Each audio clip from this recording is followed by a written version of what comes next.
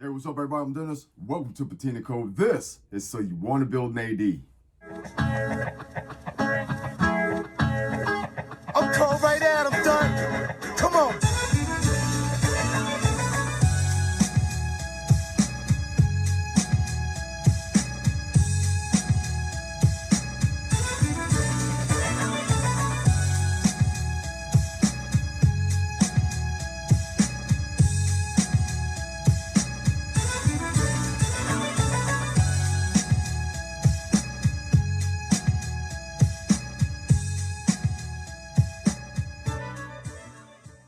Hello, once again, everybody, and thank you for tuning in for this edition of So You Want to Build an AD, powered by LS Fabrication. And what we're going to be talking about today is we're actually going to be taking a step back. I'm going to be showing you how I went about getting the holes in the toe board for our brake and our clutch pedal assembly.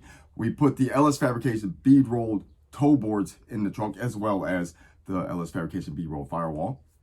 They do not come with the holes punched for you to put your brake and your clutch pedal, simply because a lot of people are running an automatic transmission. And by way of however you fabricated this up to work with your truck, if the holes were pre-stamped and pre-cut for you to go in, they might not line up necessarily with what you're trying to do. So then that's left up to you. You might even be doing a manual transmission with a tunnel shift, and then that gets into the LS Fabrication tunnel that we have. They make a tunnel for these transmissions to go over the cover, but we'll get into that later on. So you just have to kind of figure out where you got to go with your brake and your clutch pedal assembly as far as the holes. Some people mount them up here on the dash. You know, Willwood makes a really nice setup to where you could have your brake clutch pedal assembly mounted, and you could have the master cylinder fluid reservoirs inbound on the truck. You can have them remotely outbound on the truck somewhere. You could even do some of the things like I've done in the past, which is use a 1972 Chevrolet C10's brake pedal and clutch pedal assembly to accommodate the fitment to your truck. So with that being said, we're going to hop into this video on how I went about putting in the holes for our brake and our clutch pedal assembly. So one of the things that we need to take care of is the brake and the clutch positioning in our truck. We're going to be running the original position for the brake pedal and the clutch. So you see the two blue dots up there, well, the two blue circles, and those were where I marked it. And how I came up with those marks is because we have what's left over of the original toe board. And you can see that I just traced out those oblong circles, and they have to be oblong like that because of the way that the shaft travels in and out of the floor when you depress the clutch and depress the brake pedal. So I'd set it up there in a guesstimated area. Now you see that little hole right there. Well, I drilled a hole, and you can see that it's way off from where originally I thought it would come out at. And that's what I want to show you guys right now, is how I came up with where that hole ends up at. So come around to the outside. We have our brake pedal. This would be for the clutch. We have our brake pedal mounted up. It's just a mock-up, but you see he's on there. And that hole is because I had marked it with the shaft going up to that point. So obviously the brake pedal part stays on the inside of the truck, so the hole's not going to be this big around.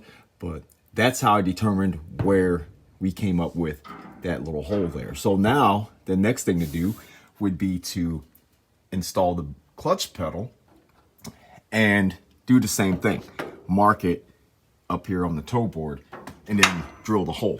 The other cool thing about having this is because we're going to use, even though it's a little surface rust, this is still a really good piece of floor panel. It's still thick and you can use it.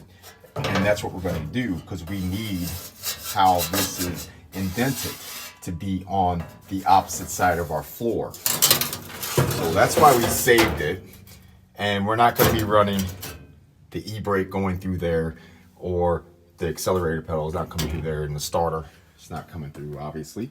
So that's what I'm getting ready to do now. Install our clutch pedal, get it up there and get a mark, and then we'll have two of the holes that we need for our pedals to go through, and then we're going to ream that out and then fit our pedals and just see if it works out.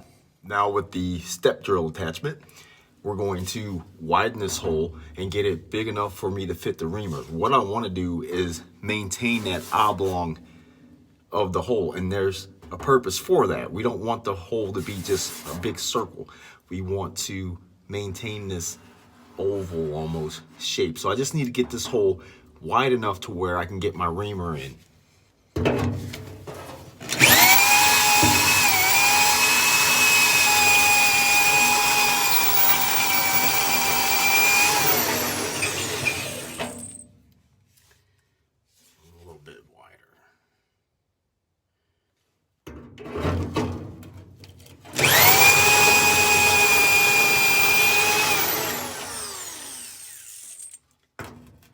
Take my piece from the original and set it up here, and we want to stay within that parameter.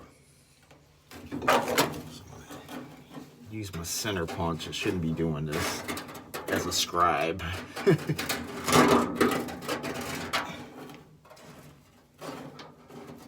And I want to try to mimic that there best I can. And I'm just going to go up a little ways and get it opened up enough to fit the brake pedal in there, and then we'll fine tune it as we move along here.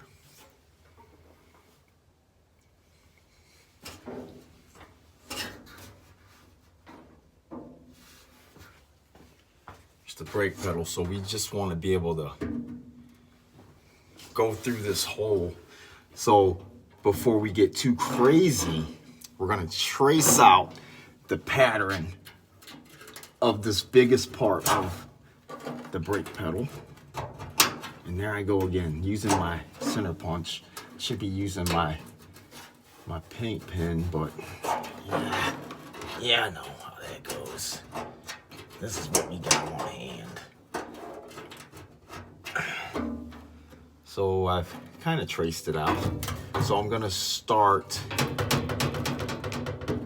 me get that more centered.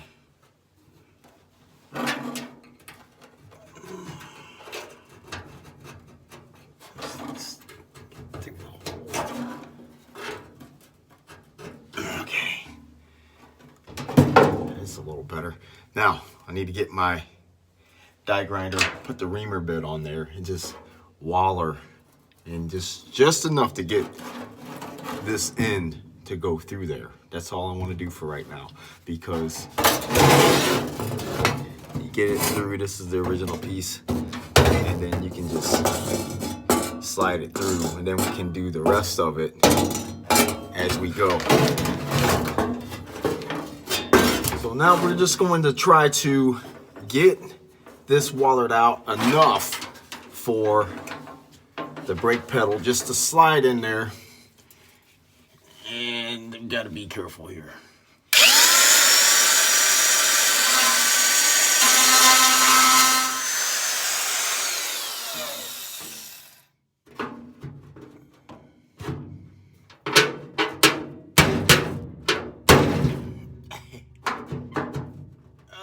Okay, now we add a little roundness to it. So we'll widen it on each side, and then we'll go from there.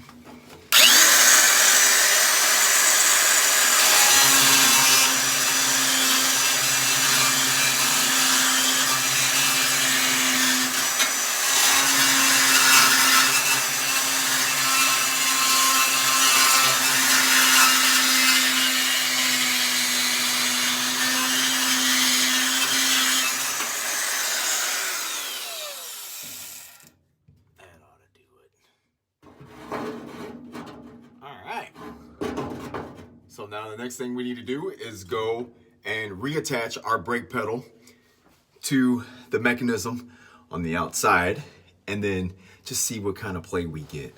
With the pedal through the floor, we're going to connect it to the mechanism out here, and we just We're mocking it up, but you want to lock it down, make it tight so that you get an accurate movement of this pedal going up and down. And this bolt's a little long, but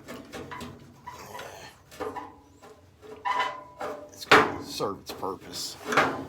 Let's get the wrench on it.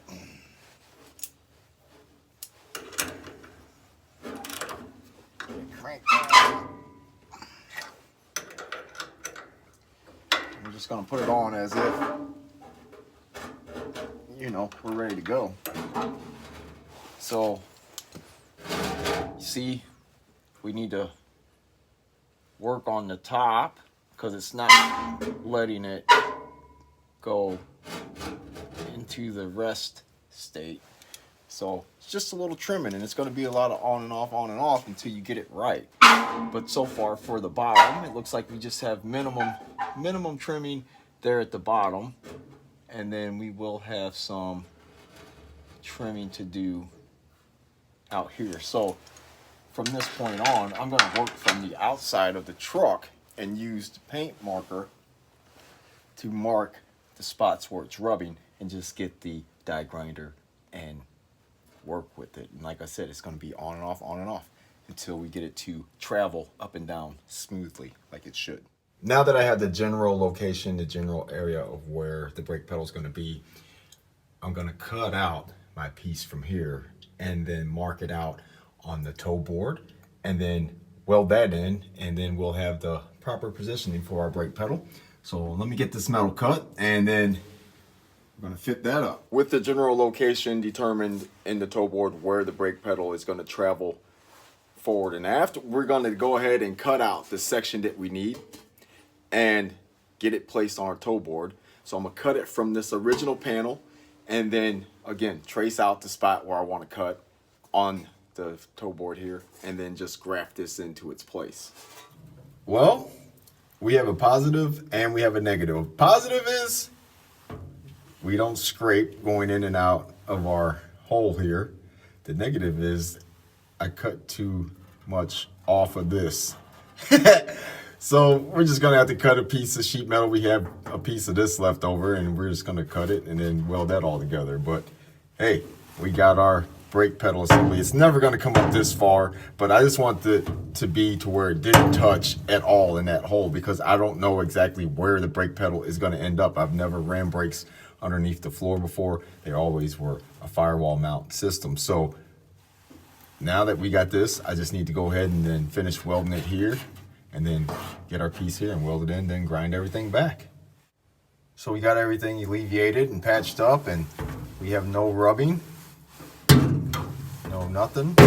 That's the brake hitting all the way against the floor, which that's never gonna happen, but we can make it in and out. We welded up our spot where we had the gap, so we just grind this down, get it flush, and we're good to go.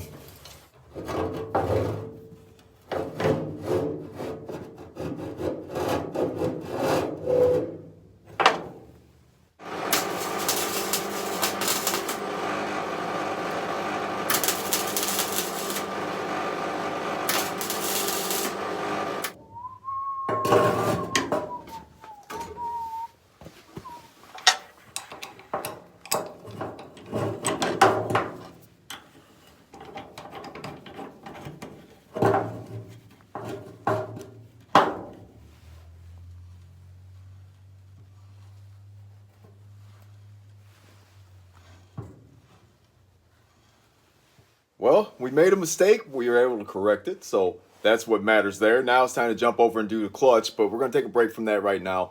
I want to stand up for a little bit, so we're going to get up here in the top of the truck and run our wire for our dome light and our little outside shop light, spotlight for the bed of the truck. And we'll do that, get that all squared away, and then we'll come back, get the clutch pedal squared away, have that all done, and then we'll have the whole floor section of the truck done.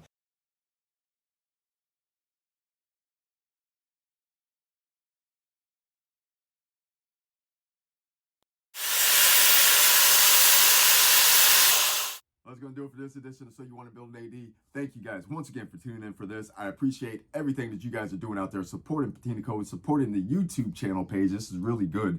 I do appreciate that. I appreciate you coming on over to the Instagram page. And once again, if you want your ride featured on the Instagram page, follow me. Send me a direct message with the info on your vehicle. It could be a straight ride, patina rod, rat rod. It could be a full-on show car. Even though the page is called Patina Code, we love all vehicles.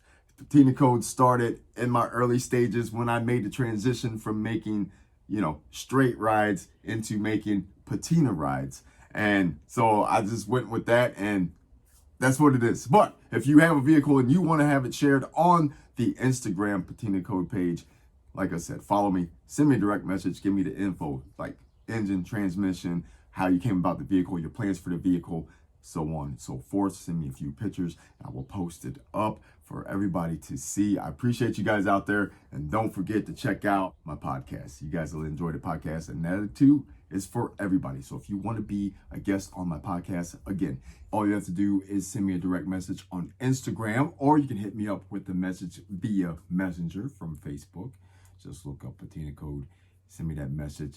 And you don't have to be shy to do the podcast, man. I'm not going to be on there asking you a bunch of trick questions and testing your knowledge on certain vehicles and certain things. It's just you and I having a conversation about your build, my build, talking shit and having fun. That's all it's about. And just a chance for you to get your personal story out there with whatever you want to share about what it is that you are doing. Before we get out of here, I got to mention to you guys that you can take 10% off of all sheet metal panel products made by LS Fabrication. Type in the word Patina Code at checkout, and you will receive 10% off all sheet metal panel products made by LS Fabrication. And like I've always been saying this whole time, it's a really good deal for you to trick out your ride and save a little money at the same time. I appreciate it, guys. Once again, thanks for watching. Stay with me.